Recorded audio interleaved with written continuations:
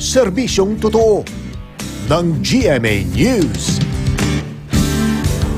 Naku mga kapuso, ngayong araw ng Pasko, malalakas na ulan ang mararanasan sa ilang bahagi ng Visayas at Mindanao ayon po yan sa datos ng Pag-asa. Sa Leyte provinces, kanina pang madaling araw, nakataas ang heavy or red rainfall warning na tatagal hanggang alas 10 ng umaga.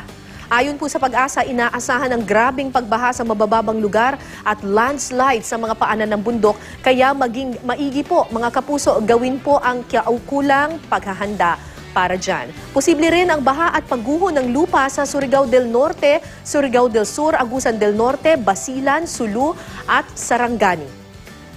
Dahil yan sa katamtamang ulan at minsay malakas na ulan na nararanasan doon ngayon. Sa datos na nakalap ng Weather Central, halos buong Mindanao po ay uulanin ngayong araw. Sa Visayas naman, pinakaapektado ng mga pag-ulan ang eastern at central sections nito.